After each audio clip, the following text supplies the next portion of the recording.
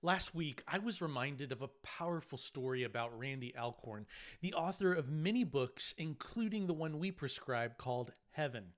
In the late 1980s, as a pastor deeply convicted about the sanctity of human life, Randy participated in nonviolent protests at abortion clinics.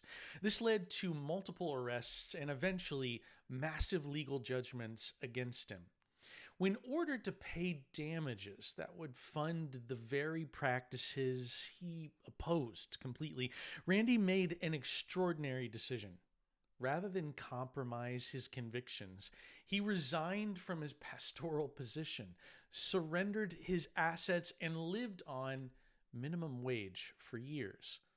To many, he looked foolish. He walked away from financial security and a comfortable ministry position for what he believed was right. But here's the thing about true revolution: it rarely looks sensible to everyone else.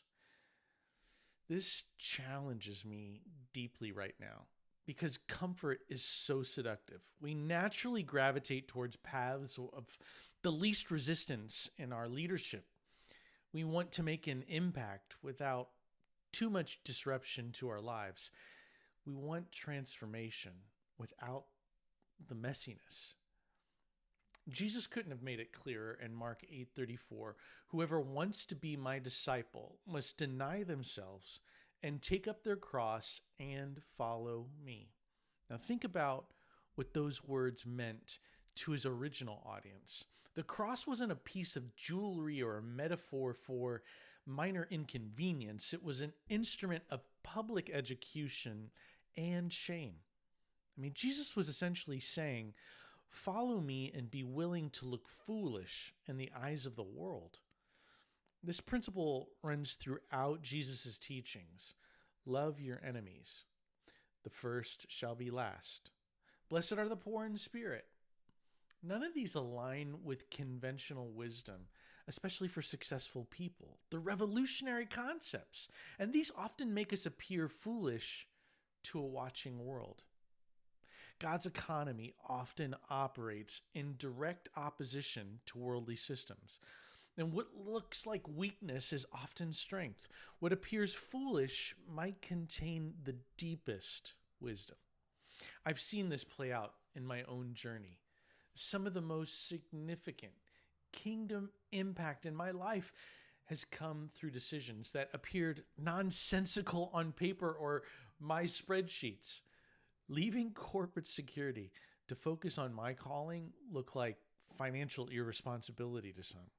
But God had a bigger plan that I couldn't have accessed through the conventional paths.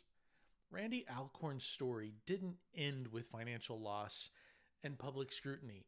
Out of that season came Eternal Perspective Ministries, dozens of powerful books, and millions in royalties directed towards kingdom causes.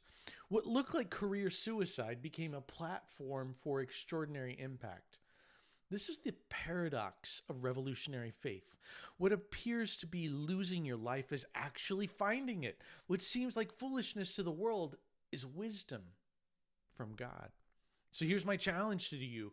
Where might God be calling you to a holy revolution?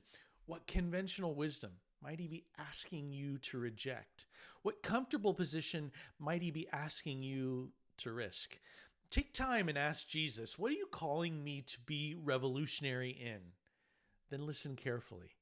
The answer might sound foolish at first, but it might just be the doorway to the greatest kingdom impact. Because sometimes looking foolish in the eyes of the world means you're right on heaven's agenda. Are you ready to be that kind of revolutionary?